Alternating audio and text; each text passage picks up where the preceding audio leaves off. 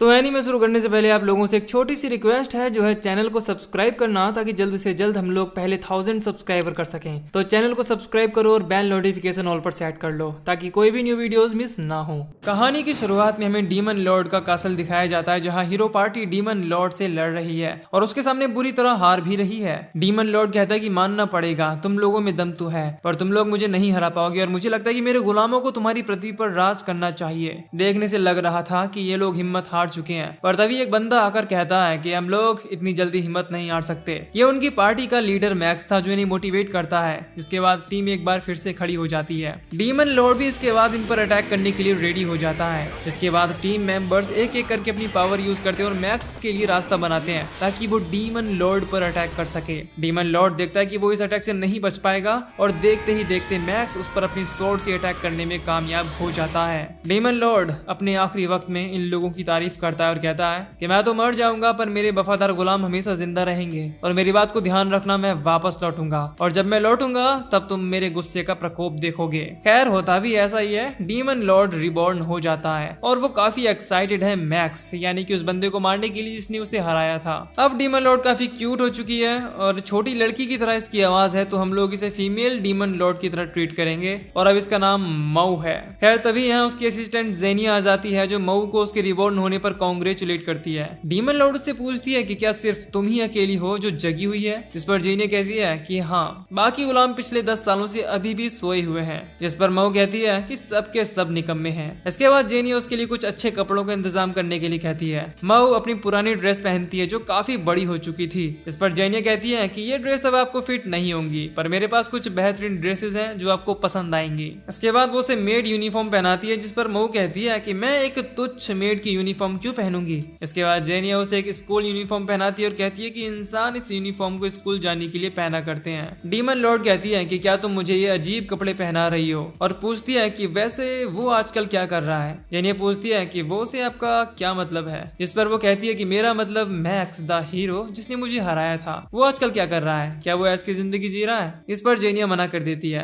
तो क्या फिर वो एक आम सी जिंदगी जी रहा है। इस पर जेनिया फिर से मना कर देती है। मऊ घबरा जाती है और पूछती है कि तुम मुझसे कुछ छुपाने की कोशिश कर रही हो, कहीं वो मर तो नहीं गया। इस पर जेनिया फिर से मना कर देती है। जेनिया मैक्स के बारे में उसे कुछ नहीं बता रही थी। इसके बाद मऊ अपनी थर्ड आई यूज करती है और उसके लोकेशन के बारे में पता करके डिसाइड करती है कि वो खुद उसके पास जाएगी। जेनिया उसे रोकने की बहुत कोशिश करती है और कहती है कि योर ग्रेस वहां मत जाइए, पर मऊ ने मन बना लिया था कि वो वहां जाकर रहेगी और उसे एहसास कराएगी कि डीमन लॉर्ड ने एक बार फिर से जन्म ले लिया है और वो इंसानों की दुनिया में फिर से तबाही मचाएगी। वो अपने विंग्स निकालती है और निकल पड़ती है मैक्स के घर की ओर। जेनिया कहती है मुझे माफ कर दीजिए माय लॉर्ड, मैं आपको नहीं रोक पाई। मऊ समंदर पार करते हुए पहुंच जाती है इंसानों के इलाके में और घुस जाती है मैक्स के अपार्टमेंट में, पर उसकी खुशी पलक झपकते ही गायब हो जाती है जब वो मैक्स की जगह एक दूसरे आदमी को देखती है, जिसकी हालत काफी खराब लग रही थी। वो आदमी कहता है कि तू कौन है। मऊ कहती है कि माफ करना, मुझे लगता है कि मैं किसी गलत बंदे के घर में घुस आई हूँ, असल में मुझे मैक्स के घर जाना था। इस पर यह आदमी कहता है कि मैं ही मैक्स हूँ। मऊ ये देख शौक में है कि मैक्स द हीरो जिसने उसे हराया था वो एक छोटे से कमरे में रह रहा है, जो काफी गंदा पड़ा हुआ था।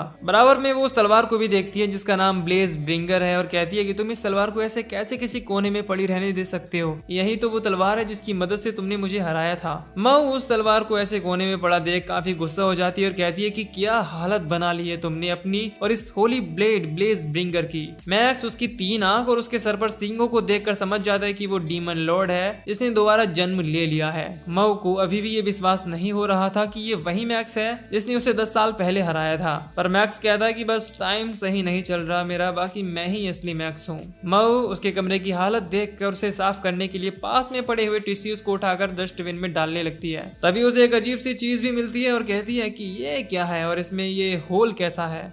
समझ रहे हो, समझ रहे हो आप, समझ रहे हो ना। खैर मैक्स तुरंत उससे वो अडल्ट टॉय छीन लेता है और उससे पूछता है कि तुम यहाँ क्यों आई हो। इस पर वो कहती है कि मैं फिर से अपना अधूरा काम करने आई हूँ, जो है कमजोर इंसानों पर राज करना, क्योंकि अब मैं पहले से कहीं ज्यादा ताकतवर हूँ। मैक्स का रिएक्शन देखकर वो उससे पूछती है कि क्या तुम मुझे रोकोगे नहीं। इस पर वो कहता है कि नहीं, मुझे जरूरत नहीं है। मऊ को उस पर गुस्सा आता है और वो कहती है कि तुम्हारी 10 साल पुरानी वो हिम्मत और मोटिवेशन अब कहाँ गई, आखिर क्या बदल गया है तब से लेकर अब। मैक्स उसे अपनी कहानी बताना शुरू करता है कि जब मैंने तुम्हें हरा दिया फिर लोगों को मेरी जरूरत नहीं पड़ी, ना ही कोई इनाम और फेम मुझे मिला जो अपनी आगे की जिंदगी ऐसे काटता। मऊ कहती है कि ये तो गलत बात है, आखिर ये इंसान उसके साथ ऐसा कैसा कर सकते हैं जिसने डीमन लॉर्ड से उन्हें बचाया। इसके बाद जब मैक्स पीछे देखता है तो पाता है कि मऊ इंटरनेट पर उसके बारे में सर्च कर रही है। उसे पहला आर्टिकल और एक इंटरव्यू उसके बारे में मिलता है जिसके मुताबिक उसका एक शादीशुदा औरत के साथ अफेयर था। यह देख मैक्स उससे कहता है कि ये सब गलत है, मुझे नहीं पता था कि वो एक शादीशुदा औरत है,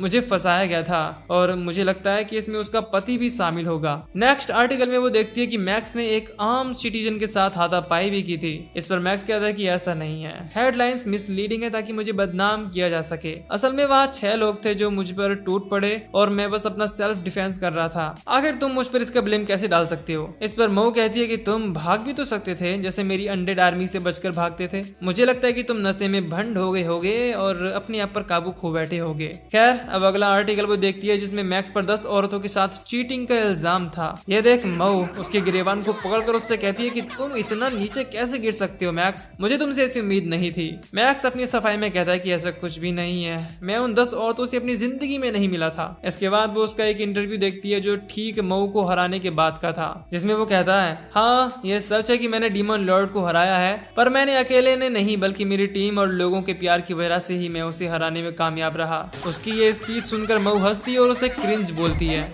इस पर मैक्स कहता है कि चुप हो जा मेरी माँ, मुझे माफ कर दे। फिर मऊ की नजर उसकी फ्रेंड फोटो पर जाती है और उनके बारे में पूछती है, जिस पर मैक्स कहता है कि वो उनसे सालों से नहीं मिला। मैक्स की सैड लाइफ देखकर उसे भी उसके लिए बुरा लगता है और समझ जाती है कि आखिर जेनी उसे यहाँ आने से क्यों रोकना चाहती थी, और कहती है कि जिस मैक्स को मैं जानती थी वो अब जा चुका है। इसके बाद वो मैक्स से कहती है कि ठीक है मैं जा रही हूँ अपनी आर्मी को तैयार करने ताकि बेवकूफ इंसानों को उनकी नानी याद दिला सकूं। जिस पर मैक्स कहता है शौक से, वैसे भी मुझे इस दुनिया की कुछ पड़ी नहीं है। इस पर मऊ कहती है कि लगता है पहले मुझे तुम्हारे दोस्तों को विजिट कर लेना चाहिए और उन्हें मार देना चाहिए। मैक्स कहता है कि शौक से, ये तो और भी बढ़िया बात है क्योंकि लियो का मुझ पर काफी उधार है, अगर तुम उसे मार दोगी तो मुझे उसे पैसे वापस नहीं देने पड़ेंगे। मऊ की ये सुनकर सनक जाती है और वो उस पर अटैक चार्ज करके मारने वाली होती है, पर मैक्स आराम से उसके अटैक को डॉज करके उसे दरवाजे पर फेंक के मारता है। इसके बाद वो कहता है कि मेरे दोस्त इतनी कमजोर भी नहीं है कि तुम जैसे चूजे उन्हें मार दें। डीमन लॉर्ड की आंख क्लोजेट में खुलती है जिससे वो बाहर आती है और देखती है कि मैक्स नोटी अमेरिका वाली हरकतें कर रहा है। मऊ इसके बाद उससे पूछती है कि तुमने मुझे मारा क्यों नहीं,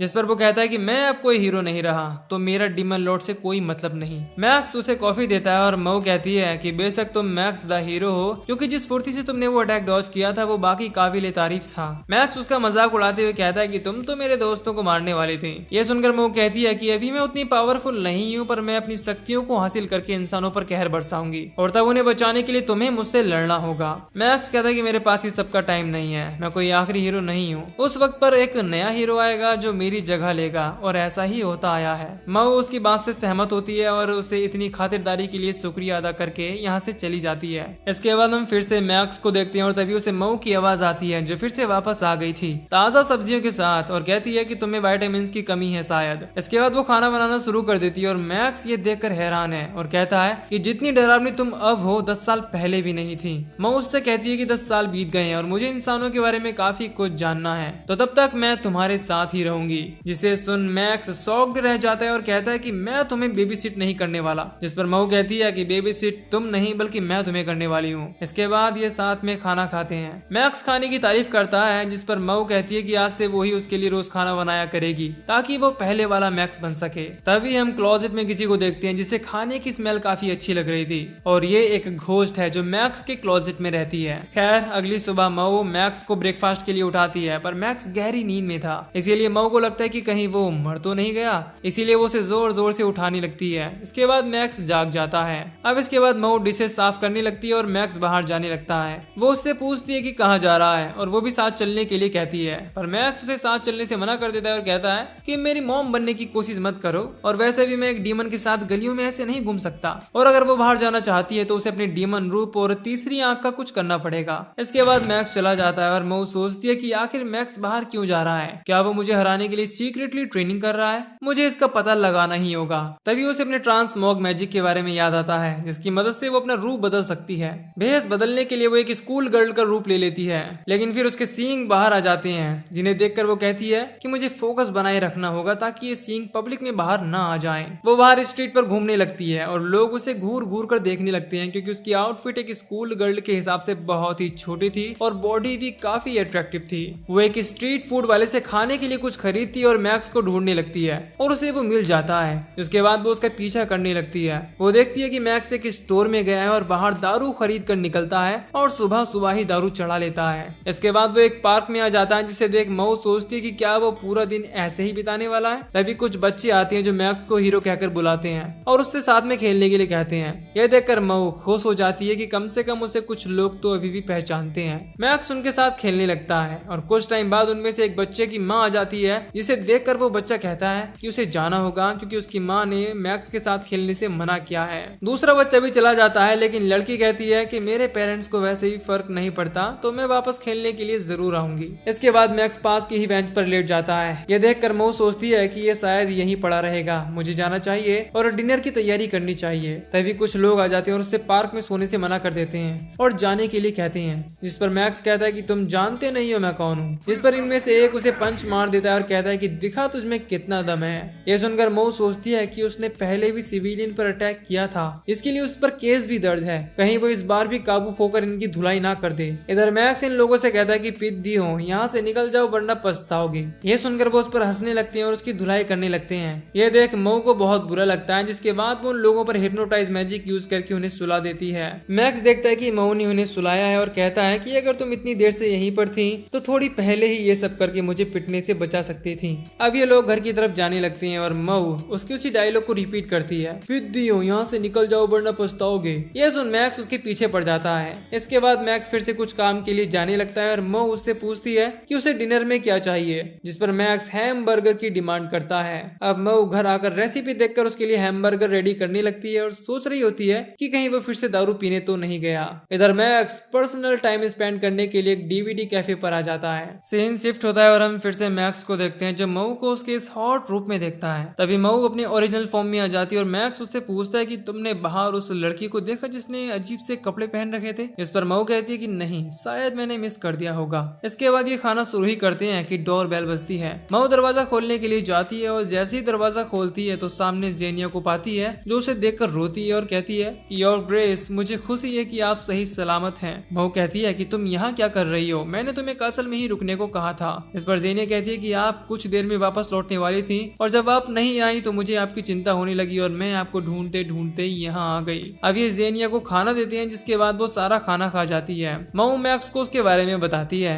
कि ये मेरी पर्सनल सेक्रेटरी है, जिसे सुन मैक्स कहता है कि क्या ये इस काम के लिए क्वालिफाइड भी है। इस पर जेनिया कहती है कि मैं योर ग्रेस की लॉयल सर्वेंट हूँ जो कासल से यहाँ तक 3 दिन तक गिरते पड़ते यहाँ तक पहुंची हूँ। इसके बाद वो उन्हें ये भी बताती है कि इंसानों में बिल्कुल भी मैनर्स नहीं है, सबके सब मुझे घूर घूर कर देख रहे थे। इस पर मैक्स कहता है कि इसमें गलती लोगों की नहीं बल्कि तुम्हारी इस आउटफिट की है। It's her choice. इसके बाद वो डीमन लॉर्ड से वापस कासल चलने के लिए कहती है पर वो मना कर देती है और कहती है कि नहीं, अभी वो नहीं जा सकती क्योंकि वो यहाँ रहकर इंसानों के बारे में जानकारी इकट्ठा कर रही है ताकि समय आने पर उनके खिलाफ यूज कर सके। मैक्स भी कहता है कि तुम इसे यहाँ से ले जा सकती हो, कम से कम मेरा पीछा छूटेगा। पर मऊ कहती है कि मेरे बिना अकेले तुम फिर से पहले की तरह रहने लगोगे। मऊ मैक्स का पीछा छोड़ दे, इसीलिए जेनिया मैक्स को मारने के लिए तैयार हो जाती है। जिस पर मऊ कहती है कि इसका कोई फायदा नहीं होने वाला। जेनिया उस पर अटैक कर देती है पर मैक्स आराम से उसके अटैक से बच के उसे चिट कर देता है और कहता है कि तुम जैसे मैंने कितनों को मारा है। ये सुन मऊ कहती है कि बस करो मैक्स, तुम्हें उसे डराने की जरूरत नहीं है और जेनिया से भी मैक्स से माफी मांगने के लिए कहती है। इसके बाद मऊ उसे नहाने के लिए कहती है जिस दौरान वो उनकी बातें सुन रही होती है, जिसमें मऊ मैक्स को बताती है कि जेनिया एक बहुत ही अच्छी जासूस है। खैर जेनिया बात लेकर बाहर आती है और मऊ उसे एक ड्रिंक लेने के लिए कहती है। इसके बाद वो एक कैन निकालकर पीने लगती है। मऊ भी डिनर के लिए सामान लेने बाहर निकल जाती है। अब जेनिया और मैक्स अकेले बचे थे। मैक्स उसे देखकर अनकंफर्टेबल होने लगता है और जेनिया को भी ड्रिंक पीकर नशा होने लगता है। वो उसे बताती है कि मैं तुम्हारे बारे में जानती हूँ क्योंकि तुम्हारे बारे में इंटरनेट पर काफी कुछ पढ़ा है, जैसे कि औरतों को धोखा देना और कई औरतों के साथ चीट करना। ये देख मैक्स उसे और ड्रिंक करने से मना कर देता है और कैन लेने की कोशिश करता है। इस दौरान वो उसकी बूवी पर गिर जाता है और कहता है कि माफ करना, ये सब गलती से हो गया और प्लीज उस पर केस मत कर देना। इसके बाद जेनिया फिर से उसे मारने के लिए तैयार हो जाती है और वो उस पर एक पंच हिट कर देती है। मैक्स उसकी स्पीड को देखकर चौंक जाता है जो शायद दारू के नशे में बढ़ गई थी, बिल्कुल रॉक ली की तरह। खैर मैक्स बाहर भाग जाता है और जेनिया भी उसके पीछा करने के लिए खिड़की से कूद जाती है, जिस दौरान टॉवल निकल जाता है। जेनिया पूरे टाउन में उसका पीछा करती है और लोग वीडियो बनाने लगते हैं। अब मैक्स पार्क में आ जाता है और कहता है लगता है दो हाथ कर ही लेने चाहिए। दोनों फाइट के लिए तैयार होते ही हैं कि पुलिस जेनिया को धर लेती है क्योंकि वो बिना कपड़ों की पूरे टाउन में एक आदमी का पीछा कर रही थी। जेनिया की दारू उतरती है और वो ये रियलाइज करके शर्म के मारे रोने लगती है, पर मैक्स आधा ब्लेम अपने ऊपर ले लेता है और कहता है कि ये लड़की मेरी दोस्त है और इसने थोड़ी ज्यादा दारू पी ली। इसके बाद पुलिस ऑफिसर मैक्स से कहता है कि मैक्स, मैं आपकी बहुत इज्जत करता हूँ क्योंकि 10 साल पहले आपने अपनी जान पर खेलकर हमारी दुनिया को बचाया था। ये सुन मैक्स कहता है सॉरी, हमें इस तरह मिलना पड़ा। इसके बाद वो लोग इन्हें छोड़ देते हैं। सीन शिफ्ट होता है और हम देखते हैं कि मऊ मैक्स से जेनिया की हरकतों के लिए माफी मांगती है। मैक्स कहता है कोई बात नहीं, वैसे क्या वो अब तक वापस लौटी या नहीं। तभी जेनिया आ जाती है जो बताती है कि उसने पास का ही कमरा ले लिया है और अब वो वहीं रहेगी ताकि डीमन लॉर्ड पर भी नजर रख सके और ये मेक श्योर कर सके कि वो मैक्स से सेफ है। ये सुनकर मैक्स शॉक्ड रह जाता है कि उसका घर अब डीमंस का अड्डा बन चुका है। सीन शिफ्ट होता है और हम किसी को देखते हैं जो अपने ऑफिस में उसी क्लिप को देख रहा था जिसमें जेनिया मैक्स का पीछा कर रही थी, जिसे देखकर वो एक नजर में ही पहचान जाता है कि ये एक डीमन है और वो मैक्स को भी जानता था। इसके बाद हमें मैक्स के हीरोज वाले दिन दिखाए जाते हैं। मैक्स अपने एक और साथी लियो के साथ सफर पर होता है। मौसम को देखकर ये कहीं रुकने का डिसीजन लेते हैं और तभी अचानक कुछ डीमंस पीछे से आकर अटैक करने की कोशिश करते हैं पर नहीं कर पाते क्योंकि देखकर लग रहा था कि इस टाउन के चारों तरफ एक बैरियर लगा हुआ है जो किसी मेज ने लगाया होगा। इधर हम टाउन के चर्च में काफी सारे लोगों को देखते हैं और एक मेज यहाँ के लोगों को तालिस्मान की खासियत बताता है और कहता है कि मैं आप लोगों को ये सस्ते दामों पर बेच रहा हूँ, इससे आप लोग सुरक्षित रहेंगे। इस आदमी का नाम फ्रेड था। तभी यहाँ मैक्स और लियो भी आ जाते हैं और फ्रेड यहाँ आकर इन्हें भी अपने तालिस्मान के बारे में बताता है, पर मैक्स कहता है कि क्या ये सच में काम करते भी हैं, जिस पर फ्रेड कहता है कि हाँ क्यों नहीं, यहाँ तक कि ये बड़े डीमंस पर भी इफेक्टिव है। ये सुनकर लियो कहता है कि मुझे तो ये कोई स्कैम लग रहा है, जिसे सुन फ्रेड कहता है कि अगर तुम लोगों को कुछ नहीं चाहिए तो यहाँ से जा सकते हो। बाहर डीमंस बैरियर को तोड़कर अंदर घुस आते हैं। फ्रेड और उसके साथी डीमंस को रोकने की कोशिश करते हैं। एक मॉन्स्टर सिविलियन पर भी अटैक करता है लेकिन वो तालिस्मान की वजह से बच जाता है। तभी एक बड़ा सा साइक्लोप्स मॉन्स्टर उसके सामने आ जाता है। उस पर भी वो तालिस्मान यूज करता है पर उस पर उसका कुछ असर नहीं होता, लेकिन लियो सही टाइम पर आकर उसे बचा लेता है। इधर मैक्स फ्रेड की हेल्प करता है। फ्रेड अपने आप को हील मैजिक से हील करता है और कहता है कि तुम लोग आम मुसाफिर नहीं हो। इस पर लियो कहता है कि तुम भी कोई आम मेज नहीं हो। इधर प्रेजेंट में जेनिया मैक्स के सामने एक बुक रख देती है जिसे खोलकर देखने पर पता चलता है कि उसमें लियो के बारे में लिखा था कि कैसे लियो द वॉरियर को देश से निकाल दिया गया। ये सारी इन्फॉर्मेशन जेनिया ने ही अपनी जासूसी स्किल से निकाली थी, पर मैक्स उसे आगे नहीं पढ़ता क्योंकि ये उसके लिए पर्सनल था, इसीलिए वो हवा खाने बाहर जाने लगता है। मऊ समझ जाती है कि वो अपने दोस्त के देश निकाले के बारे में बात नहीं करना चाहता।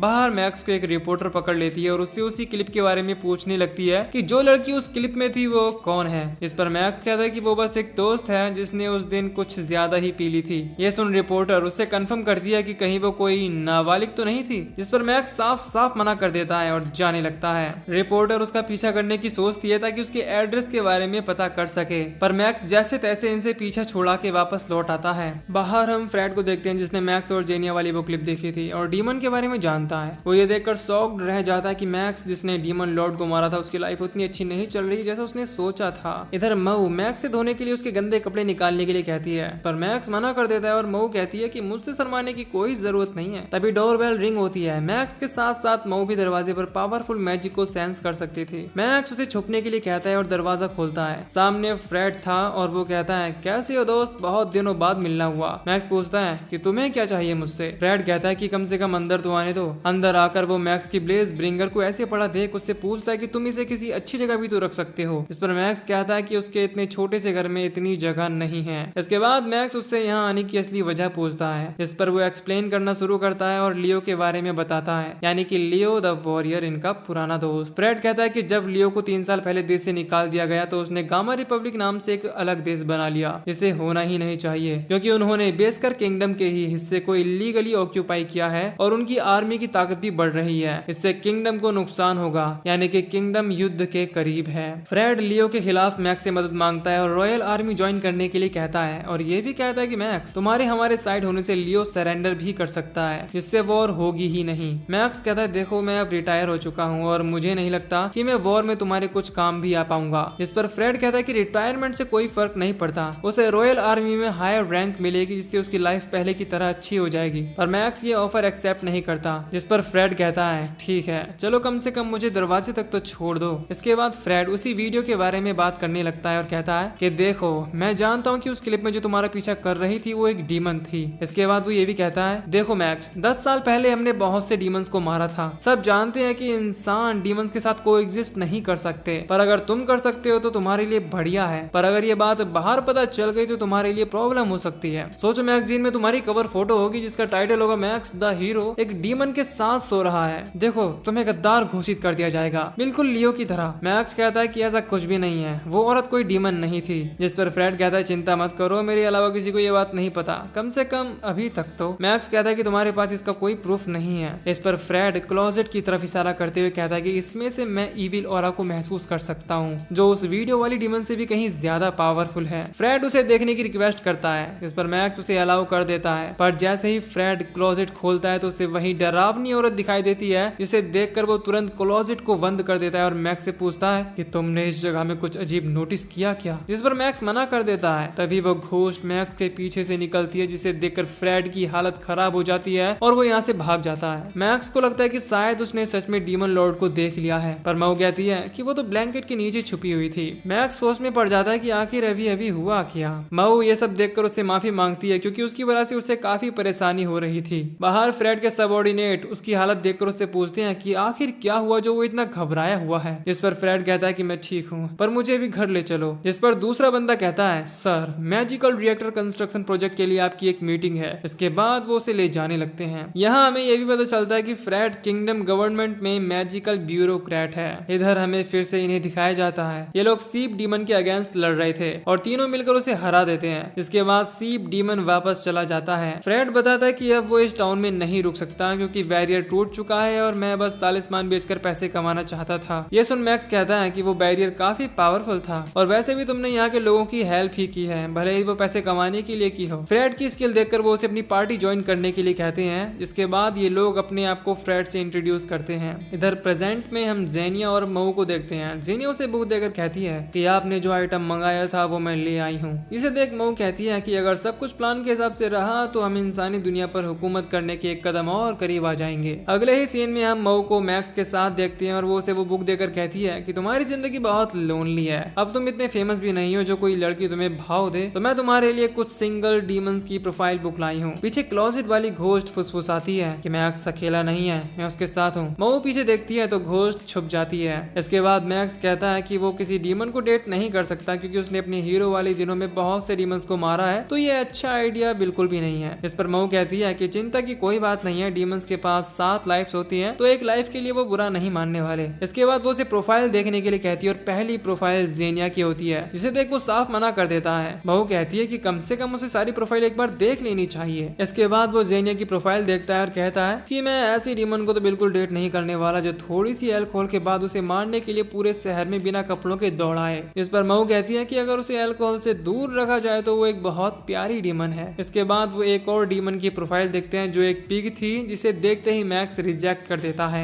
नेक्स्ट डीमन काफी ब्यूटीफुल थी, लेकिन जब वो उसकी कंप्लीट प्रोफाइल देखता है तो पता चलता है कि वो हाफ स्नेक है। एक एक करके सारी डीमंस को देखने के बाद उसे कोई भी सूटेबल डीमन नहीं मिलता। यह देख मऊ कहती है कि तुम कुछ ज्यादा ही नखरे दिखा रहे हो, आखिर तुम्हें किस तरह की लड़की चाहिए? ये सुन मैक्स कहता है कि कोई ऐसा होना चाहिए जो संस्कारी हो, उसका अच्छा फिगर हो और खाना भी अच्छा बनाती हो। ये सुनकर मऊ अपने इंसानी रूप में आ जाती है और पूछती है कि क्या उसे कोई ऐसा चाहिए। उसे इस रूप में देखकर मैक्स फ्रीज हो जाता है, जैसे उसे देखते ही प्यार हो गया हो। तभी डोर बेल रिंग होती है, जिसे सुन मऊ अपने रूप में वापस आती है और कहती है मुझे जाना चाहिए, जेनिया होगी। दरवाजे पर जेनिया थी और वो मऊ के लालम लाल चेहरे को देखकर उसे पूछती है कि क्या हुआ माय लॉर्ड, कहीं आपको बुखार तो नहीं हो गया? जिस पर मऊ कहती है कि ऐसा कुछ नहीं है। इस सारी सिचुएशन को देखकर कोई तो जेलस है। इसके बाद हम पास्ट का सीन देखते हैं, जहाँ पर डीमन लॉर्ड मैक्स को उसकी साइड आ जाने के लिए कहता है। इसके लिए मैक्स को डीमन बनना होगा। इसका सबसे बड़ा फायदा है कि उसके पास भी 7 लाइफ्स होंगी और वो इमोर्टल बन जाएगा। लेकिन मैक्स उसके इस ऑफर को मना करते हुए कहता है कि मैं एक इंसान हूँ, डीमन बनने से अच्छा मैं मरना पसंद करूंगा। प्रेजेंट में मऊ उसे वही डील फिर से दे रही होती है, पर मैक्स कहता है कि ये चीज तुमने पहले भी ट्राई की थी, इसका कोई फायदा नहीं है। मऊ कहती है देखो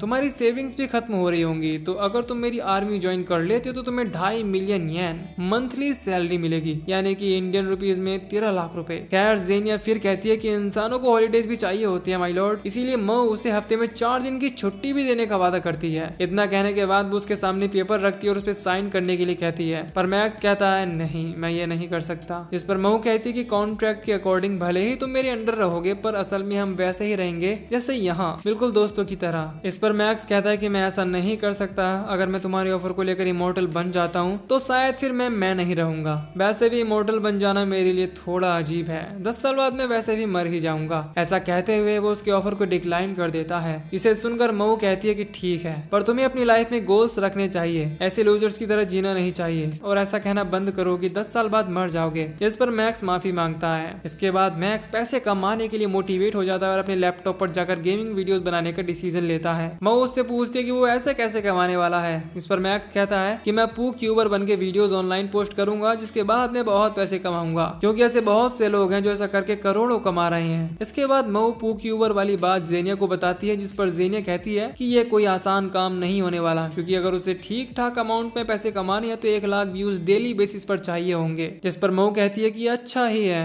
वो इस पर काफी मेहनत कर रहा है, अगर वो इसमें सक्सेसफुल हो जाता है तो बहुत बढ़िया होगा। डिनर टाइम पर मऊ उससे उसके पू क्यूबर बनने की ग्रोथ के बारे में पूछती है, जिस पर मैक्स कहता है कि इसमें थोड़ा वक्त लगेगा, रातों रात कोई पू क्यूबर नहीं बन जाता। अगले दिन मैक्स पूरा डिमोटिवेटेड हो जाता है क्योंकि उसकी वीडियो पर सिर्फ 14 व्यूज आए थे। मऊ उसकी वीडियो देखती है जो वाकई काफी बोरिंग और अनप्रोफेशनल थी, पर मैक्स को मोटिवेट करने के लिए गेमिंग के अलावा और भी चीज ट्राई करने के लिए कहती है। इसके बाद वो प्रोडक्ट रिव्यू की वीडियो बनाने का डिसीजन लेता है, पर उसकी ये वीडियो भी बुरी तरह फेल हो जाती है। इस पर कमेंट्स थे कि तुम तो सुअर की तरह खाते हो। ये देख मैक्स को गुस्सा आता है और वो फिर सिंगिंग ट्राई करता है, जहाँ पर फिर से उसे कमेंट में गालियां ही पड़ रही थी। अब मैक्स इस सबसे थक जाता है और कहता है कि वो एक पू क्यूबर कभी नहीं बन पाएगा, पर मऊ उसे फिर से मोटिवेट करती है और कहती है कि तुम्हें एक और बार ट्राई करना चाहिए, अगर मेरी मदद चाहिए तो मैं तैयार हूँ। ये सुनकर मैक्स को एक खुराफाती आइडिया आता है। वो इस बार मऊ को उसके इंसानी रूप में लाइव जाने के लिए कहता है और पीछे से इंस्ट्रक्शन देने लगता है। देखते ही देखते सिंपो की बाढ़ आ जाती है और लाइव व्यूअर्स बढ़ने लगते हैं और फिर मैक्स उसे आइसक्रीम खाने के लिए कहता है और ये भी बताता है कि उसे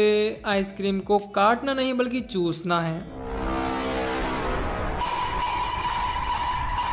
खैर माहौल इतना गर्म हो जाता है कि व्यूअर्स को हुक्ड रखने के लिए मऊ अपने कपड़ों पर आइसक्रीम गिरा लेती है और इसके बाद वो टॉप को उतारने लगती है। मैक्स भी भावनाओं में बहकर उसे नहीं रोकता और शो को कंटिन्यू रखता है और जैसे ही वो टॉप को उतारती है इनका चैनल बैन हो जाता है। खैर ये तो होना ही था। इसके बाद सीन पास्ट में शिफ्ट होता है, जहाँ पर हम एक बड़े से कोलोजियम को देखते हैं, जहाँ पर लियो अपने ओपोनेंट्स को धूल चटा रहा था और लोग ये देखकर काफी कॉन्फिडेंट है कि लियो ही अगला हीरो बनेगा। लेकिन तभी लियो की नजर एक और कॉम्पिटिटर पर जाती है जो कि मैक्स है। उसकी फुर्ती और ताकत देखकर वो दंग रह जाता है। इस पर लियो के दोस्त भी कहते हैं कि वो तुम्हें शायद टक्कर दे सकता है। सीन फिर से प्रेजेंट में शिफ्ट होता है। मैक्स बाहर जा रहा होता है, जिसे देखकर मऊ भी उसके साथ चलने के लिए कहती है। मऊ उससे पूछती है कि वो लोग कहाँ पर जा रहे हैं। इस पर मैक्स कहता है कि वो बस ऐसे ही घूमने के लिए आया है, कोई स्पेसिफिक जगह उसके माइंड में नहीं है। जिस पर मऊ कपड़े खरीदने के लिए शॉपिंग पर जाने का सजेस्ट करती है। यहाँ वो कुछ अडल्ट साइज वाले कपड़े तो लेती ही है, पर अपनी असली रूप के लिए बच्चों के साइज के कपड़े भी लेती है, जिसे देख एम्प्लॉय शर्माते हुए कहती है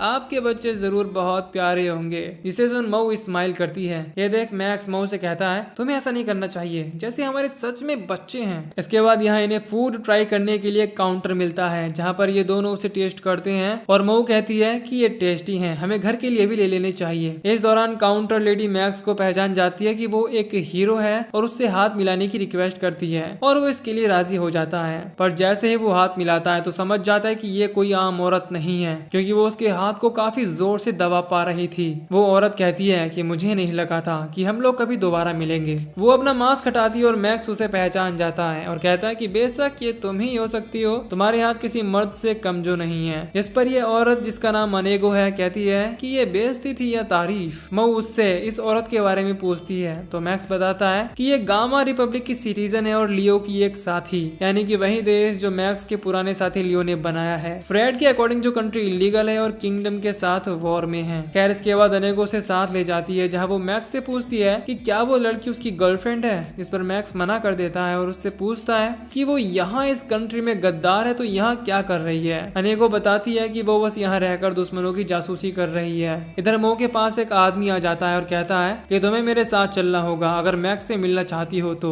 इसे सुनकर वो उसके साथ खुशी खुशी चलने के लिए तैयार हो जाती है। इधर मैक्स अनेगो से लगभग 5 साल बाद मिल रहा था, क्योंकि गामा रिपब्लिक देश के बनने से 2 साल पहले इन बागियों को देश से निकाल दिया गया था, जिसमें अनेको भी शामिल थी। मैक्स उससे लियो के हालचाल के बारे में पूछता है तो वो बताती है कि वो हमेशा की तरह जॉली है, पर वो अक्सर तुम्हें याद करता है और बड़बड़ाता है कि आजकल मैक्स क्या कर रहा होगा। इधर मऊ उस आदमी से पूछती है कि क्या तुम भी गामा रिपब्लिक के नागरिक हो, इस पर वो हाँ कहता है। तो मऊ कहती है कि फिर तुम तो टेररिस्ट हुए। ये सुनकर उसे गुस्सा आ जाता है और कहता है कि हम लोग टेररिस्ट नहीं है, बल्कि गलती किंगडम की है, क्योंकि हमारे बॉस लियो को मेन लैंड से निकालकर किंगडम के बंजर इलाके में छोड़ दिया गया और जैसे तैसे हम लोगों ने मिलकर इसे रहने लायक बनाया। लेकिन जैसे ही किंगडम को पता चला कि जिस जमीन को ये लोग बंजर समझते थे उसमें मैजिक और है, तो उन्होंने हमारे खिलाफ जंग छेड़ दी ताकि उस इलाके को फिर से हथिया सकें। मऊ इसके बाद उससे पूछती है कि क्या तुम लोग मैक्स को अपनी साइड करने आए हो, जिस पर वो बताता है कि मैक्स ने डीमन लॉर्ड को हराया था, पर अब मुझे ऐसा नहीं लगता कि वो किसी काम का है,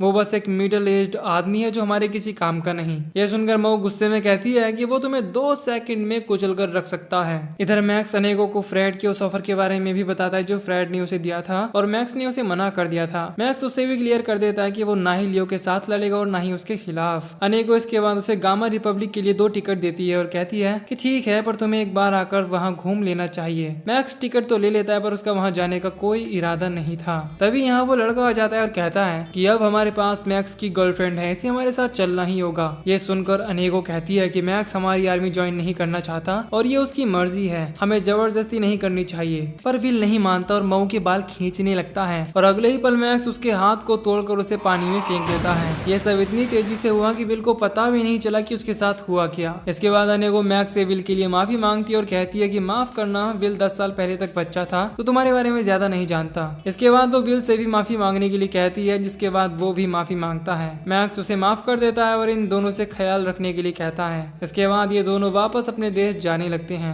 इधर मऊ मैक्स से पूछती है कि क्या वो लियो की आर्मी को ज्वाइन करेगा, इस पर मैक्स मना कर देता है क्योंकि अगर उसने ऐसा किया तो उसे फ्रेड से लड़ना पड़ेगा। लियो के साथ साथ वो भी उसका पुराना दोस्त है, इसीलिए वो इस झमेले में नहीं पड़ना चाहता। इसके बाद हम अनेको और उसके भाई विल को देखते हैं जो अपने एक और साथी जोई के पास वापस आ जाते हैं। अनेको उससे लियो के बारे में पूछती है, जिस पर वो कहता है कि तुम बिल्कुल सही समय पर आए हो क्योंकि बॉस की एंट्री बस होने ही वाली है। तभी लियो एक मछली का शिकार करके बाहर आता है और कहता है चलो ब्रेकफास्ट करते हैं। इधर मैक्स उन टिकट की फोटोज खींचने लगता है। जब मऊ उससे इसके बारे में पूछती है तो वो बताता है कि वो इन्हें बेचकर थोड़े पैसे कमाने वाला है। इस पर मऊ कहती है कि तुम तो बहुत चीप हो यार। मऊ उससे पूछती है कि वो गामा रिपब्लिक क्यों नहीं जाना चाहता। इस पर वो बताता है कि किंगडम के हिसाब से वो जगह टेररिस्ट द्वारा ऑक्यूपाइड है, इसीलिए वहाँ की ट्रिप करना थोड़ा रिस्की हो जाएगा। फिर मऊ को आइडिया आता है कि उसके पास टेलीपोर्टेशन की पावर्स भी हैं। जिसके बाद वो अपने मैजिक से क्लोजेट में एक पोर्टल बना देती है और कहती है कि हम वहाँ जाएंगे लेकिन वापस इस पोर्टल के थ्रू आएंगे। इसके बाद मऊ जेनिया को बताती है कि वो 2 दिन के लिए एक ट्रिप पर जाने वाली है, पर मैक्स अभी भी जाने के लिए कन्विंस्ड नहीं था।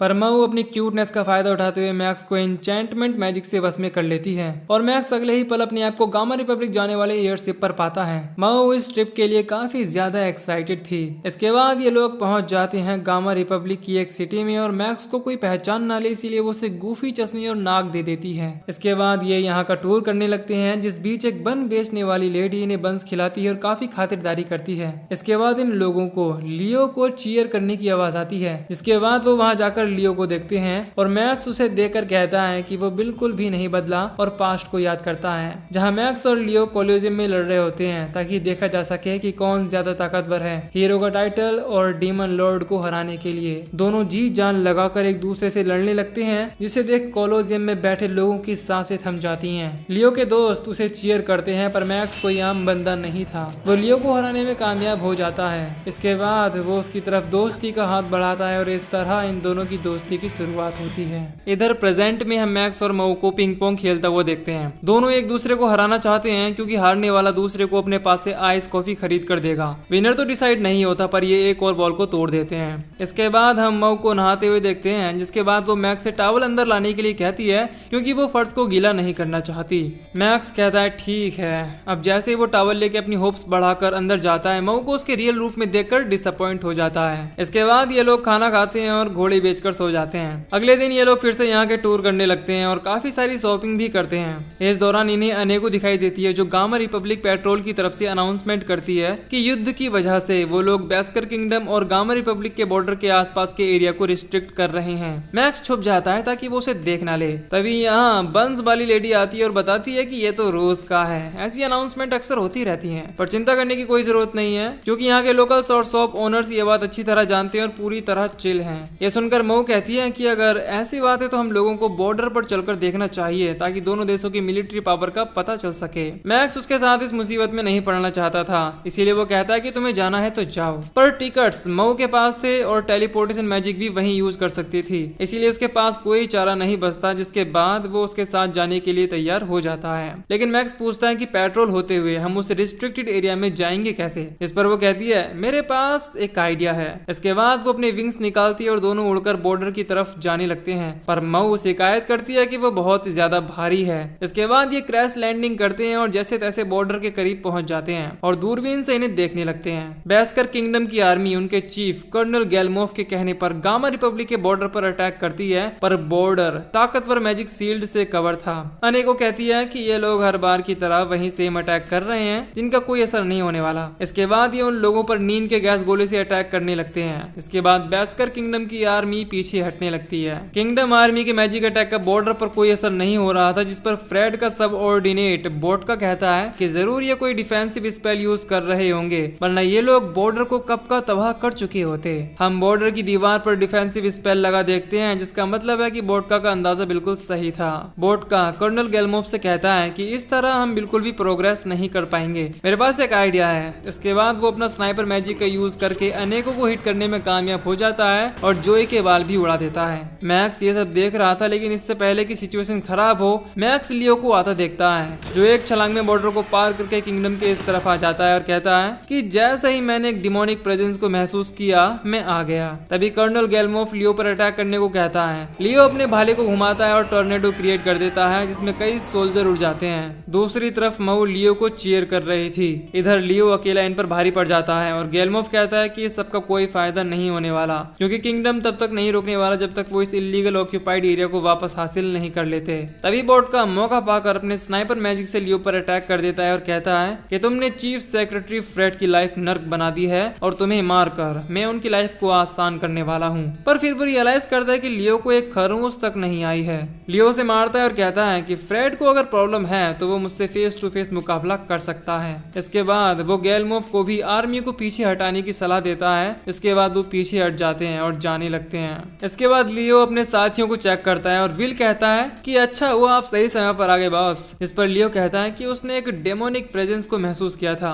जिस पर वो भी सोच में पड़ जाती है कि डेमोनिक प्रेजेंस। खैर इतना सारा एक्शन देखने के बाद मैक्स और मऊ वापस लौटने का फैसला करते हैं, पर मऊ जैसे ही टेलीपोर्टेशन मैजिक यूज करने लगती है वैसे ही लियो स्ट्रॉन्ग डेमोनिक प्रेजेंस को फील करता है और अपने भाले को उस तरफ फेंकता है, पर मैक्स सही समय पर मऊ को बचा लेता है। लियो अब इनके पीछे पड़ गया था और इन्हें मारने की कोशिश करता है। मैक्स रियलाइज करता है कि वो लियो को आउटरन नहीं कर पाएगा, इसीलिए दो हाथ करने के लिए रुक जाता है। लियो कहता है बिल्कुल सही डिसीजन लिया, पर लियो उसके गूफी लुक की वजह से उसे पहचान नहीं पाता। लियो उनसे पूछता है कि अगर वो यहाँ जासूसी कर रहे थे। इस पर मैक्स कहता है कि नहीं वो बस मुसाफिर हैं। लियो कहता है मुझे फर्क नहीं पड़ता कि तुम कौन हो, पर वो बच्चा मैं उसमें से डेमोनिक प्रेजेंस को महसूस कर सकता हूँ। लियो मैक्स से कहता है कि मैं तुम्हें जाने दे सकता हूँ अगर इस डीमन बेबी को मेरे हवाले कर दो तो।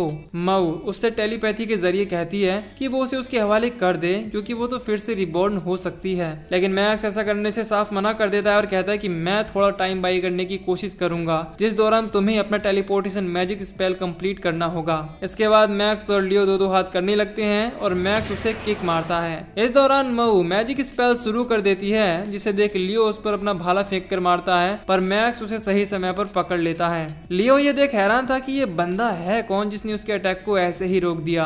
लियो एक बार फिर से उस पर अटैक कर देता है, जिस दौरान मैक्स का गूफी लुक हट जाता है, पर लियो उसे फिर भी नहीं पहचान पाता। तभी मऊ कहती है मैक्स टेलीपोर्टेशन तैयार है। ये सुनकर लियो समझ जाता है कि ये मैक्स है और क्यों वो उसे बराबर की टक्कर दे रहा था। लियो उसे रोकने की कोशिश करता है और पूछता है कि वो एक डीमन के साथ क्या कर रहा है। मैक्स कहता है माफ करना दोस्त, ये प्राइवेट मामला है। इतना कहकर ये लोग टेलीपोर्ट हो जाते हैं। लियो इतने टाइम बाद मैक्स से मिलकर खुश था। इधर ये दोनों घोस्ट के ऊपर क्रैश लैंडिंग करते हैं। मैक्स और मऊ खुश है कि सिंगल पीस में वापस आ गए। इधर घोस्ट इन्हें गालियां देती है और कहती है कि क्लोजेट का जो दरवाजा इन्होंने तोड़ा है उसे कौन ठीक करेगा। इसके बाद मऊ देखती है कि जेनिया यहाँ पर नहीं है। मैक्स कहता है कि वो जरूर उस आउटफिट में शॉपिंग पर गई होगी, जिस पर मऊ कहती है कि उसने उसे एक जरूरी भी काम दिया था। दूसरी तरफ हम जेनिया को देखते हैं, जिसे देखकर लग रहा था कि वो एक साइड मिशन इम्पॉसिबल पर निकली है, क्योंकि ट्रिप पर जाने से पहले मऊ ने उसे एक काम दिया था, जो था ब्यूरो ऑफ मैजिक की जासूसी करना। इधर जेनिया ब्यूरो ऑफ मैजिक की बिल्डिंग के बाहर आ जाती है, जहाँ मिलिट्री और पॉलिटिक्स से रिलेटेड काम होते हैं। जेनिया देखती है कि वो फ्रंट गेट से इस बिल्डिंग के अंदर नहीं घुस पाएगी, इसीलिए वो अपने टूल्स निकाल के दिन दहाड़े बिल्डिंग पर ट्रैकिंग करके चढ़ जाती है। इसके बाद वो दरवाजे का लॉक तोड़ती है और उसे सामने एक गार्ड मिलता है। वो डीमन लॉर्ड की बात याद करती है कि उसे किसी इंसान की जान नहीं लेनी है अगर बहुत नेसेसरी ना हो तो, इसीलिए वो उसे सिंपल नॉक डाउन दे देती है। इसके बाद वो एक और बंदे को नॉक कर देती है और वेंटिलेशन पाइप्स के थ्रू सर्वर रूम तक पहुंच जाती है। वो वहां पर एक और बंदे को देखती है और उस पर ट्रैंकुलाइजर डार्ट यूज करती है,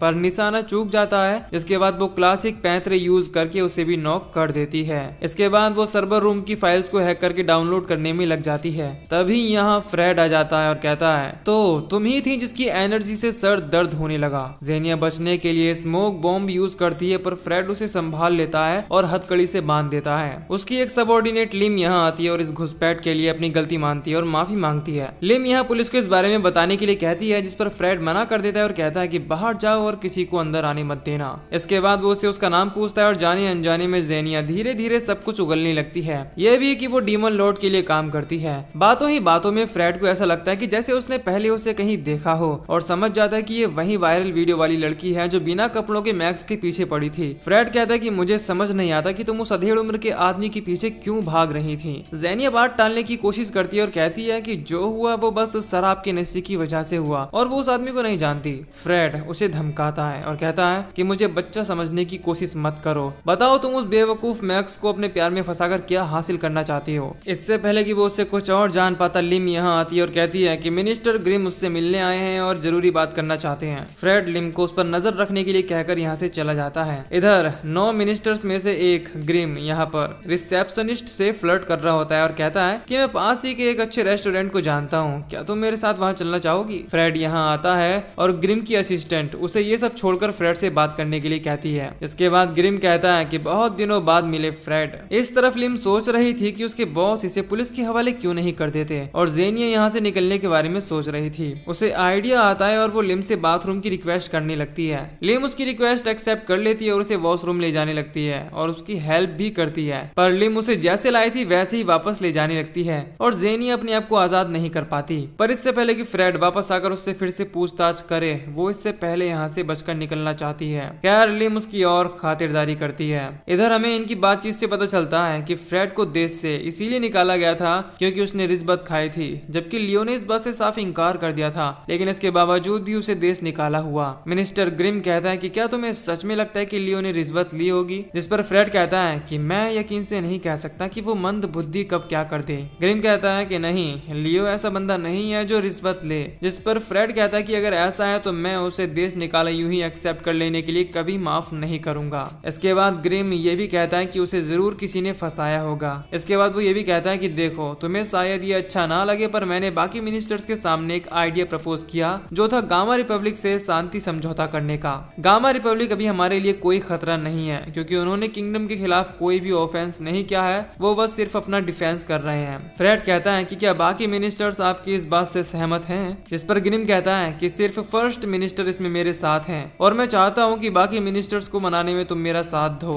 फ्रेड इसमें उसका साथ देने के लिए मान जाता है। इधर जेनिया अपना एक और टूल यूज करती है और एक ऑयल की बोतल को अपने ऊपर उड़े लेती है ताकि हथकड़ी से अपने आप को खोल सके। लिम उससे ये सब करने से मना करती है और जेनिया हाथ निकालने की बजाय उस हथकड़ी को तोड़ने में कामयाब हो जाती है। लिम ये देखकर अपना फायर मैजिक यूज करने का डिसाइड करती है और कहती है तो अब समझ आया चीफ सेक्रेटरी ने तुम्हें हथकड़ी से क्यों बांध कर रखा था। लिम उसे वार्निंग देती है कि अगर उसने कुछ उल्टा सीधा करने की कोशिश की तो वो बहुत पछताएगी। दूसरी तरफ ग्रिम इस मीटिंग के बाद अपनी कार में बैठकर यहाँ से जाने लगता है और इधर लिम ने भी जेनिया को अपनी फ्लेम से पकड़ के रखा होता है। इधर ग्रिम अपने फोन में टाइम देखता है और ठीक 4 बजे मैजिक ब्यूरो बिल्डिंग में एक धमाका होता है। इस धमाके के बावजूद ग्रिम को कोई फर्क नहीं पड़ता और कहता है चलो यहाँ रुककर तुम मेरी जान को और खतरे में डाल रहे हो। यह सुनकर हम क्लियरली समझ पाते हैं कि इस धमाके में उसी का हाथ है और उसने ये धमाका इसीलिए कराया था ताकि इस धमाके का ब्लेम गामा रिपब्लिक पर डाला जा सके और किंगडम बिना पॉलिटिकल प्रेशर के उनके खिलाफ युद्ध करे और बाकी देश भी इस चीज को सेल्फ डिफेंस का नाम देंगे। और उसे अब पूरा विश्वास है कि फ्रेड के दिल में लियो के लिए जो भी थोड़ी बहुत रिस्पेक्ट बची होगी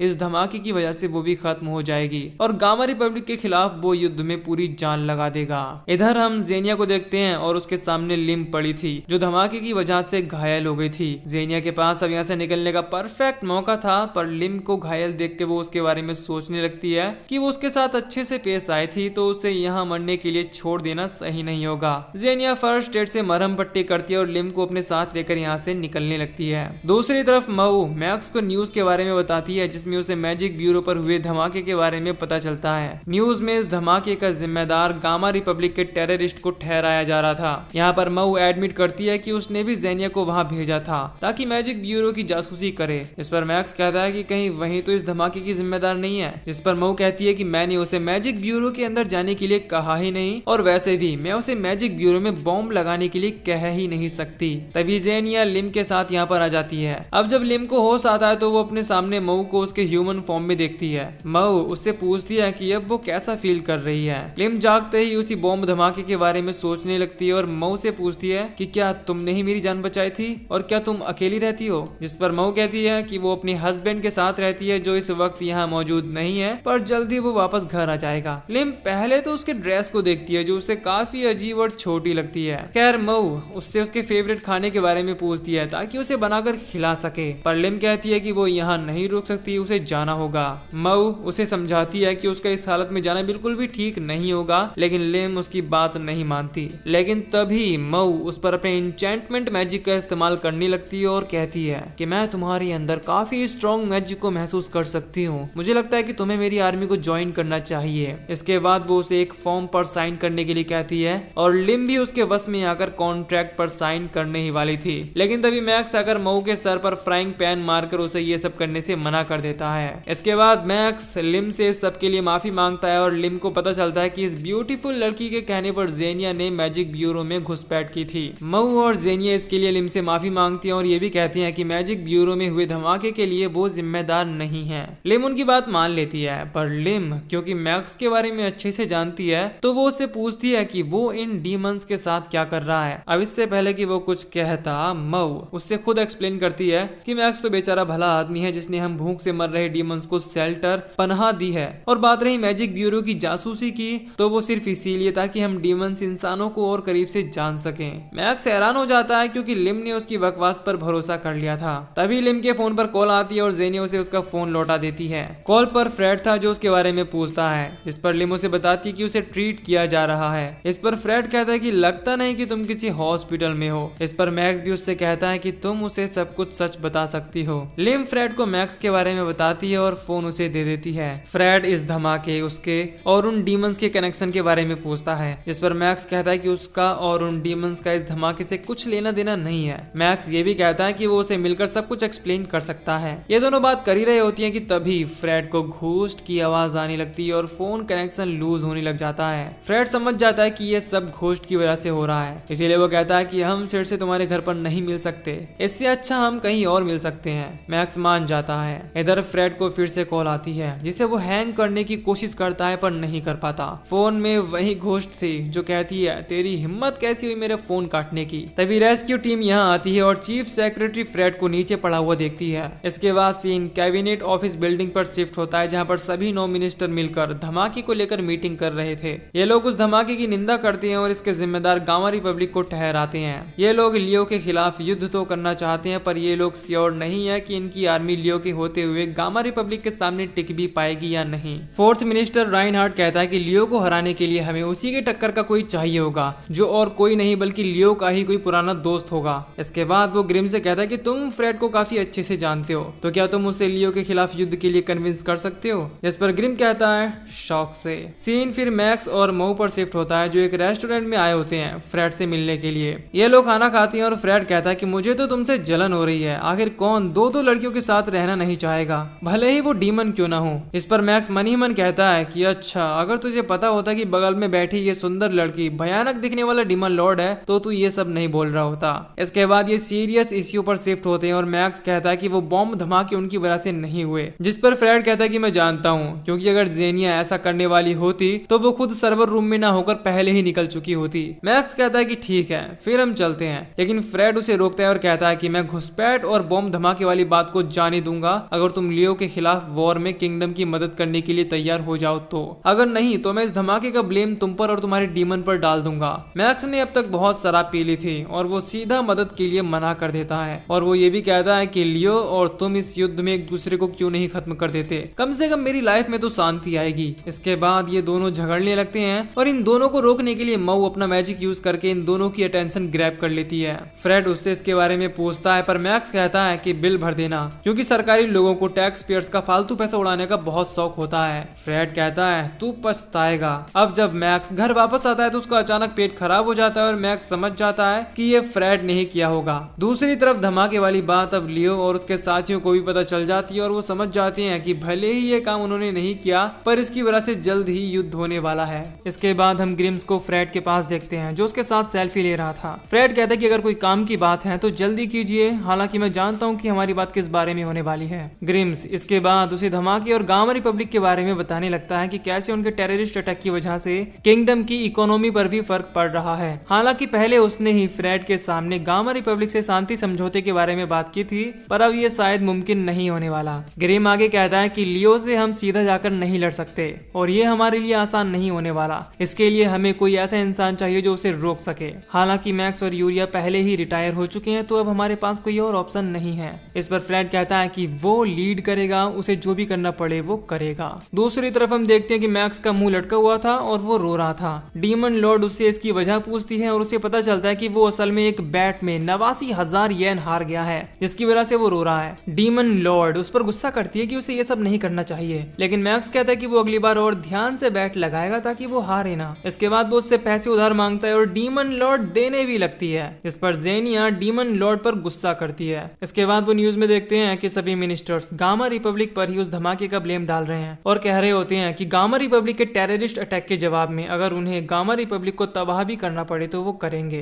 लेकिन आम जनता इसमें मैक्स को जिम्मेदार ठहरा रही थी कि वो आगे क्यों नहीं आता और गामा रिपब्लिक को सबक सिखाता, जिस पर मैक्स कहता है कि मैं उनकी मां नहीं हूं जो मुझसे ये लोग लियो के खिलाफ लड़ने की डिमांड कर रहे हैं। इसके बाद वो बाहर जाने लगता है और मोबियस के साथ चलने को कहती है। बाहर इन दोनों को अचानक से वही लड़की मिल जाती है जो पार्क में मैक्स के साथ खेल रही थी। इसका नाम सारा होता है और वो मैक्स से फिर से उसके साथ खेलने की रिक्वेस्ट करती है। मैक्स उससे कहता है कि तुम्हें अपने दोस्तों के साथ खेलना चाहिए, लेकिन डीमन लॉर्ड उसे उसके साथ खेलने के लिए मना लेती है। खेल के दौरान वो उससे पूछता है कि तुम्हारी मॉम अब कैसी है, जिस पर सारा कहती है कि मॉम की बैली अब बाहर आ गई है, जिसका मतलब है कि जल्दी मेरा एक छोटा भाई होगा। सैरा इसके बाद इन दोनों को खेलने के लिए कहती है। मैक्स मऊ से कहता है कि वो आराम से खेले ताकि सैरा को उसकी पावर्स के बारे में पता ना चले। ये दोनों खेलने लगती हैं और मऊ टेलीपैथी के जरिए मैक्स से बात करने लगती है और फ्रेड और लियो के बारे में बात करती है कि कैसे अगर युद्ध हुआ तो वो दोनों एक दूसरे से लड़कर एक दूसरे को मार डालेंगे। लेकिन मैक्स कहता है कि उसे इस चीज से कोई फर्क नहीं पड़ता। लेकिन मऊ गुस्से में कहती है कि अगर 10 साल पहले वाला मैक्स होता तो वो कभी ऐसा नहीं कहता। देखते ही देखते दोनों के बीच में माहौल टेंस हो जाता है और सैरा उन्हें ऐसा खेलता देख दंग रह जाती है। कुछ देर बाद ये थक कर बैठ जाते हैं और सैरा उन दोनों के खेल की तारीफ करती है। इसके बाद सैरा अपने पास से एक कैंडी निकाल के उसे दे देती है। जब मैक्स उसे इसके बारे में पूछता है तो वो कहती है कि मुझे तुम्हें कैंडी देने के लिए कहा गया था। मैक्स कहता है कि आखिर वो मुझसे चाहती क्या है और उसने ये कैंडी मुझे क्यों दी है। दोस्तों ये कैंडी उसे किसने और क्यों दी है ये हमें आगे पता चलेगा। दूसरी तरफ बॉर्डर पर हम फ्रेड को देखते हैं जो अकेले ही दूसरी तरफ जाने की डिमांड करता है, लेकिन कर्नल गेलमोफ कहता है कि तुमने हमें समझ क्या रखा है, मैं इस ऑपरेशन का कमांडिंग ऑफिसर हूँ, इसीलिए मेरी फौज आगे जाएगी। लेकिन फ्रेड उसकी नहीं सुनता और अपने मैजिक से फ्राई कर देता है। रिम कहती है कि अगर मिनिस्ट्री को कर्नल गेलमोफ के बारे में पता चला तो फ्रेड उसे बीच में ही रोकता है और कहता है कि मैं जानता हूँ वो मुझे मेरी पोजीशन से हटा सकते हैं, लेकिन मुझे इससे फर्क नहीं पड़ता क्योंकि अब ये आर पार की लड़ाई होने वाली है। इसके बाद वो अपने मैजिक स्टाफ को समन करता है और उस दीवार को एक ही झटके में बीच में से काट देता है, इस पर किंगडम आर्मी एक खरोंच तक नहीं डाल पाई थी। फ्रेड रिम और बोटका से मीडिया को रिस्ट्रिक्टेड एरिया में आने से मना करता है और गामा रिपब्लिक के एरिया में उड़कर चला जाता है, जिस पर पीछे खड़े दो सोल्जर कंफ्यूज्ड है कि अगर चीफ सेक्रेटरी को उड़कर ही जाना था तो दीवार को काटने की क्या जरूरत थी। खैर मीडिया इस पूरे इंसिडेंट को कवर कर रही थी और ग्रिम ये सब देख रहा था। वो कहता है कि लियो अगर इस फाइट में मारा गया तो गामा रिपब्लिक को हथियार गिरने होंगे, लेकिन अगर फ्रेड मारा जाता है तब भी उसके लिए अच्छा ही है क्योंकि वो फिर किंगडम में और धमाके कराएगा। इसका इल्जाम सीधा गामा रिपब्लिक पर ही डलेगा। तभी यहाँ ग्रिम की सेक्रेटरी आ जाती है और कहती है कि सर ये सारा इंसिडेंट लाइव ब्रॉडकास्ट किया जा रहा है, जिस पर ग्रिम कहता है कि हाँ मैं देख सकता हूँ। इस पर उसे पू क्यूब लाइव स्ट्रीम दिखाती है जिसमें कोई फ्रेड को लाइव स्ट्रीम कर रहा था, जिसे देख ग्रिम शॉक्ड हो जाता है और कहता है कि आखिर ये फुटेज इन्हें मिल कहाँ से रही है, जबकि मीडिया को बॉर्डर बॉर्डर के अंदर जाने से रिस्ट्रिक्ट किया गया है। इसके बाद हम एक ड्रोन को देखते हैं जिसकी मदद से लाइव स्ट्रीम किया जा रहा था और पूरी दुनिया ये लाइव स्ट्रीम देख रही होती है। दूसरे मिनिस्टर ग्रिम पर इस चीज का ब्लेम डालने लगते हैं और राइन हार्ट उससे पूछता है कि क्या ये उसका काम है, जिस पर वो कहता है कि मैंने ही फ्रेड को लियो से फाइट के लिए कन्विंस किया था, पर इस लाइव स्ट्रीम में मेरा कोई हाथ नहीं है जिसे पूरी दुनिया देख रही है। अब इस लाइव स्ट्रीम के चलते किंगडम का काफी नुकसान हो सकता था और गामा रिपब्लिक को वर्ल्ड वाइड लोगों की और ज्यादा सिंपैथी और सपोर्ट मिल सकता था।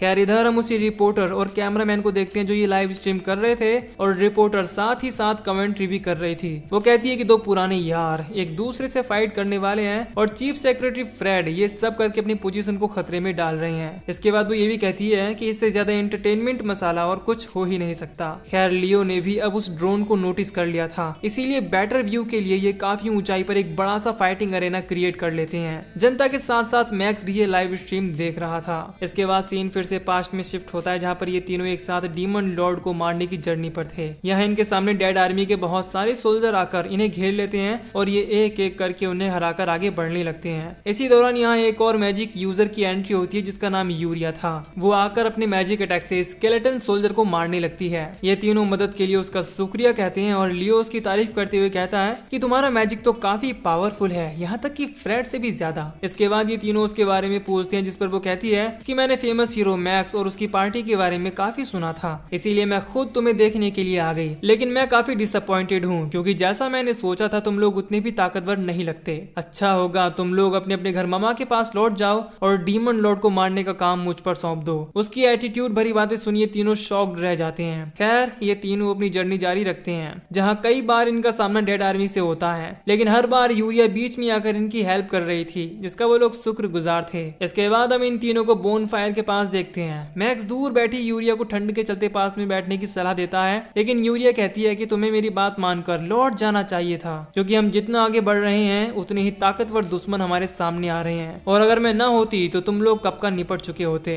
लेकिन मैक्स कहता है कि तुमने हमारी कई बार मदद की है, अब तो हम फ्रेंड्स की तरह हुए। इस पर यूरिया कहती है कि उसे कोई फ्रेंड नहीं चाहिए। इतना कहकर वो अपने रास्ते चली जाती है। आगे उसे रास्ते में फिर से डेड आर्मी के कुछ सोल्जर मिलते हैं जिन्हें वो अपने मैजिक से डिस्ट्रॉय कर देती है। इसके बाद एंट्री होती है एक बॉस डीमन की।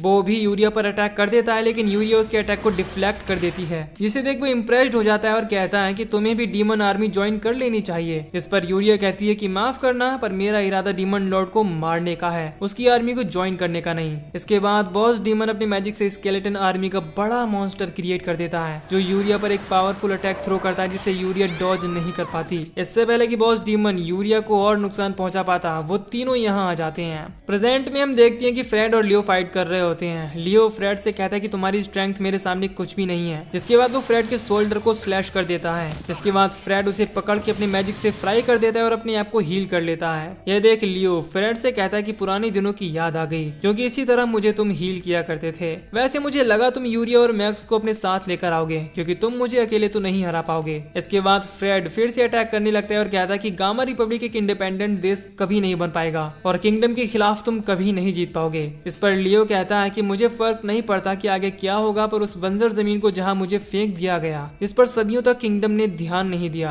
आज उस मैजिक कोर की वजह से किंगडम हथियाना चाहता है और मैं ये कभी नहीं होने दूंगा। अब इस लाइव स्ट्रीम के थ्रू किंगडम के सिटीजन्स को भी किंगडम की सच्चाई के बारे में पता चल रहा था। दूसरी तरफ डीमन लॉर्ड भी ये लाइव स्ट्रीम देख रही थी और वो मैक्स से कहती है कि ये दोनों काफी ताकतवर हैं और एक दूसरे की जान के दुश्मन भी। अगर तुमने कुछ नहीं किया तो वो एक दूसरे को मार डालेंगे। मैक्स उसकी एक नहीं सुनता, जिस पर मऊ पूछती है कि क्या तुम सच में अपने दोस्तों को ऐसे मरने दोगे। ये सुनकर मैक्स को गुस्सा आ जाता है और कहता है कि मैं वहां जाकर क्या करूं, किसकी साइड लूं, लियो की या फ्रेड की, किसे मारूं, लियो को या फ्रेड को या दोनों को। इस पर मऊ कहती है कि उसे जो करना है वो करे। इतना कहकर वो उसे गुड बाय कहकर चली जाती है। इधर ये दोनों अभी भी लड़ रहे होते हैं, लेकिन तभी ये एक पावरफुल इविल ऑरा को महसूस करते हैं जो किसी और का नहीं बल्कि डीमन लॉर्ड का था। वो बीच में आकर इन दोनों की फाइट को इंटरप्ट कर देती है। मैक्स उससे पूछता है कि वो कौन है। इधर रिपोर्टर और कैमरामैन भी अचानक किसी तीसरे के आ जाने से शॉक्ड रह जाते हैं। इधर मऊ लोगों की अटेंशन खींचने के लिए ड्रोन के सामने आकर अनाउंसमेंट करती है कि वो इंसानों के हीरोज को आपस में लड़ता देख बहुत खुश है और इससे अच्छा मौका नहीं हो सकता इंसानों की दुनिया को कब्जाने का। ये देख मैक्स का मुंह खुला का खुला रह जाता है कि आखिर वो करना क्या चाहती है। डीमन लॉर्ड को देखकर लियो कहता है कि उसने उसे मैक्स के साथ देखा था, जिस पर फ्रेड कहता है कि उसने भी मैक्स को बीते कुछ दिनों में डीमंस के साथ देखा है पर इस वाले को कभी नहीं देखा।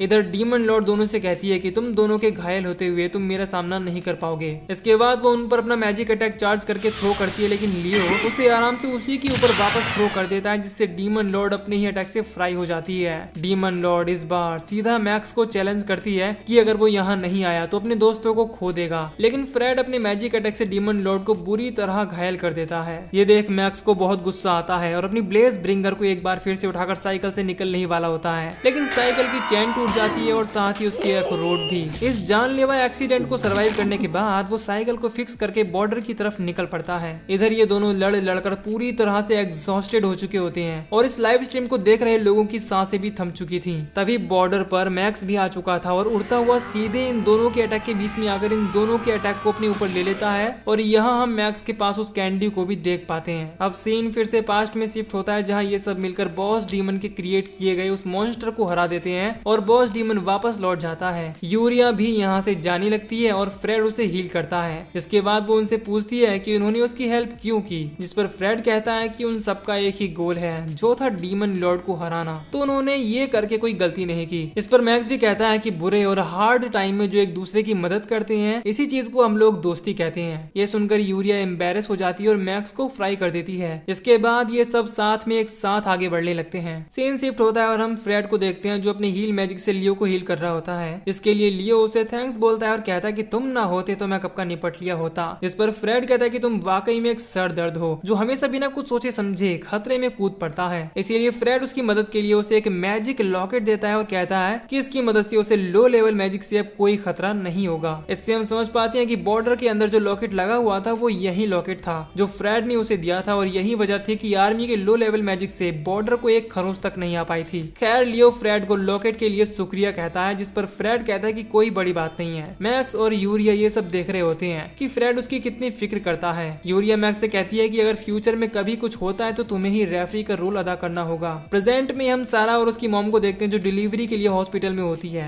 इधर मैक्स की ये हालत देख लोगों से पहचान नहीं पा रहे होते, लेकिन फिर वो रियलाइज करते हैं कि वो कोई और नहीं बल्कि मैक्स द हीरो है। साथ ही साथ अब सभी मिनिस्टर्स को भी मैक्स के बैटलफील्ड में उतरने के बारे में पता चल चुका होता है और वो सब भी ये लाइव देखने लगते हैं। इधर लियो को लगता है कि मैक्स किंगडम की तरफ से फ्रेड का साथ देने के लिए आया है और कहता है कि वो उन दोनों को अकेला संभाल सकता है। मैक्स उन दोनों को रोकता है और कहता है कि मैं तुम दोनों की गामा और किंगडम की बकवास सुनकर पक चुका हूँ, इसीलिए तैयार हो जाओ क्योंकि मैं तुम दोनों को बहुत बुरा पीटने वाला हूँ। ये सुनकर सब लोग शॉक्ड रह जाते हैं। इधर मैक्स, फ्रेड और लियो तीनों एक रूल बनाते हैं कि जो भी आखिरी तक खड़ा रहेगा वो जीत जाएगा। इसके बाद ये तीनों लड़ना शुरू कर देते हैं। इनकी लड़ाई को दुनिया भर के लोग देख रहे होते हैं। इन्हीं में हम किंगडम के दो और मिनिस्टर को देखते हैं, हेवर्ड और जीमान। वो कहते हैं कि ये लाइव स्ट्रीम बहुत बड़ा प्रूफ साबित होने वाली है। इधर मैक्स की स्किल्स को जंग लग चुकी थी क्योंकि वो अपने ब्लेज ब्रिंगर का इस्तेमाल भी ठीक से नहीं कर पा रहा था, लेकिन फ्रेड बिल्कुल भी होल्ड बैक नहीं करता और अटैक में पूरी जान लगा देता है, जिससे मैक्स घायल होकर गिर जाता है। मैक्स सोचने लगता है कि इन लोगों के बीच में कूद जाना उसकी बेवकूफी थी, वो पहले जितना ताकतवर नहीं रहा। इसके बाद सीन फिर से पास्ट में शिफ्ट हो जाता है, जहां इन चारों का सामना एक बहुत बड़े ड्रैगन से होता है जिसका नाम बेहेमोथ था। मैक्स इन सबको मोटिवेट करता है, लेकिन बाकियों की हालत कुछ ज्यादा ठीक नहीं थी। ये लोग सोचने लगते हैं कि वो ड्रैगन को कैसे मारेंगे क्योंकि वो इनकी पहुंच से काफी दूर था, इसीलिए मैक्स अपनी ब्लेज ब्रिंगर भी यूज नहीं कर सकता था और न ही फ्रेड और यूरिया का मैजिक इस रेंज में किसी काम आने वाला था। मैक्स फ्रेड से पूछता है कि वो अपना हील मैजिक कितनी बार और यूज कर सकता है, जिस पर वो कहता है कि 4 से 5 बार और वो ये कर सकता है। यह सुनकर यूरिया को एक आइडिया आता है और वो अपने बचे कुछ मैजिक से एक कैंडी क्रिएट करके मैक्स को खिला देती है और कहती है कि इससे तुम मेरी पावर्स को टेम्परेरी फुल बूस्ट पर यूज कर पाओगे, और वो इस कैंडी को मैक्सिमम ड्राइव कहती है। इसके बाद वो कहती है कि तुम्हारे पास सिर्फ एक ही मौका होगा। अब लियो इनकी सील्ड बनकर खड़ा हो जाता है और फ्रेड उसे हील करने लगता है और मैक्स मौका देखकर ड्रैगन पर अटैक कर देता है। प्रेजेंट में मैक्स जैसे तैसे उस कैंडी तक पहुंचता है और उसे खा जाता है, जिसे देखकर फ्रेड और लियो समझ जाती हैं कि वो कैंडी उसे यूरिया ने ही दी होगी। यूरिया का अवतार मैक्स के पीछे अपीयर होता है और वो मैक्स से कहती है कि माफ करना, मैं खुद तुम्हारा साथ देने के लिए नहीं आ पाई क्योंकि मैं प्रेग्नेंट थी। वो मैक्स को मोटिवेट करती है, जिसके बाद मैक्स फ्रेड के मैजिक अटैक को बीच में से कट करके उसकी शील्ड को तोड़कर उसे हरा देता है। इसके बाद वो लियो पर अटैक करना शुरू कर देता है। दूसरी तरफ हम घोस्ट को देखते हैं जो मैक्स को चीयर कर रही होती है। साथ ही हम जेनिया को भी देखते हैं जो मैजिक ब्यूरो से चुराए गए डेटा को एनालाइज कर रही होती है। मैक्स और लियो की फाइट अभी भी कंटिन्यू थी। इधर विल मऊ को रास्ते में पड़ा देखता है और वो उसे बच्चा समझकर उसकी मरहम पट्टी कर देता है, जिसके बाद वो उसे मैक्स के बारे में पूछने लगती है और उससे उसका फोन मांगती है है ताकि लाइव स्ट्रीम देख सके। इधर फ्रेड इन दोनों को लड़ता देख रियलाइज करता है कि वो लोग बस कुछ बच्चों की तरह एक सिली सी रीजन पर लड़ रहे हैं। वो यहाँ इस सब का ब्लेम लियो पर डालता है और कहता है कि अगर मैक्स ने पहले ही साथ दे दिया होता तो वो लोग लियो के साथ पहले ही ये सब सॉर्ट कर चुके होते। अब अगर मैक्स जीत भी जाता है तो वो क्या हासिल कर लेगा? मेरी जगह किंगडम की अगली कठपुतली वो बन जाएगा। मैं दुनिया के सबसे बड़े इडियटों से घिरा हुआ हूँ। इसी के साथ मैक्स अब लियो को हराने में कामयाब हो जाता है। अब मैक्स देखता है कि फ्रेड एक बड़ा सा फायर बॉल क्रिएट करता है और कहता है कि बहुत हुआ गधो, अब मरो। इसी के साथ वो उन दोनों की तरफ अटैक थ्रो कर देता है, लेकिन तभी डीमन लॉर्ड अपनी अटैक से उसे डिफ्लेक्ट कर देती है। ये देख फ्रेड को यकीन हो जाता है कि वो सच में डीमन लॉर्ड है। तभी मैक्स मौका देकर फ्रेड पर अटैक कर देता है और उसे फिर से नॉक कर देता है। इसके बाद वो इन दोनों को कैमरे के सामने लेकर आ जाता है और जाकर लोगों के सामने और वर्ल्ड लीडर से मदद मांगता है और कहता है कि प्लीज मुझे कोई ऐसा तरीका बताइए जिससे मेरे दोस्तों को दोबारा कभी एक दूसरे से लड़ना ना पड़े। लोगों के साथ साथ लीडर्स भी ये देखकर शॉक्ड रह जाते हैं। दूर डीमन लॉर्ड मैक्स को अपने दोस्तों के लिए ये सब करते देख मुस्कुरा रही होती है। इसके बाद सीन मैक्स के अपार्टमेंट पर शिफ्ट होता है, जहां मऊ उसे शानदार जीत के बाद अपने हाथों से खाना बनाकर खिलाती है। हद से ज्यादा खाने की वजह से उसकी हालत खराब हो जाती है। मैक्स मऊ के खाने की और उसकी कुकिंग स्किल की तारीफ करता है। इसे सुनकर घोस्ट उस पर गुस्सा करती है क्योंकि वो मऊ से जलती है। यहाँ मऊ अपने दोस्तों को बचाने और उन्हें डिफेंड करने के लिए मैक्स की तारीफ करती है, जिस पर वो कहता है कि अगर यूरिया उसकी हेल्प ना करती तो वो कब का हार चुका होता। यहाँ मैक्स मऊ को भी उसकी जीत का उतना ही क्रेडिट देता है जितना यूरिया को। ये सुनकर मऊ ब्लश करने लगती है। तभी यहाँ पर जेनिया आ जाती है जो डीमन लॉर्ड से अपनी गलती की माफी मांगती है और बताती है कि उसने जो डेटा मैजिक ब्यूरो से चुराया था वो उसे अपने लैपटॉप में एनालाइज कर रही थी कि तभी स्क्रीन पर एक नोटिफिकेशन आया। इसमें लिखा था सरप्राइज के लिए क्लिक करें, और जैसे ही उसने क्लिक किया तो सारा डाटा उड़ गया। मऊ उसे माफ करते हुए कहती है कि वो एक वायरस था, पर जो होना था वो हो गया। इसके बाद मऊ टीवी चालू करती है जहां अभी भी मैक्स की उसी स्पीच को ब्रॉडकास्ट किया जा रहा था और हमें पता चलता है कि अब हालात बहुत बदल गए हैं। लड़ाई खत्म हो चुकी है। हालांकि गामा रिपब्लिक को इंडिपेंडेंस तो नहीं मिली थी, पर ये एक ऑटोनोमस टेरिटरी बन गई थी, जिसके अकॉर्डिंग ये हिस्सा किंगडम के अंडर ही रहेगा, पर गामा रिपब्लिक ही यहाँ रूल करेगी। सीधे शब्दों में कहें तो किंगडम उस मैजिक ओर को अब नहीं निकालेगा और गामा रिपब्लिक के सिटीजन आराम से पहले की तरह रह सकते हैं। अब बॉर्डर के थ्रू ही गामा रिपब्लिक और किंगडम को जोड़ने वाली रोड बनाई जा रही थी।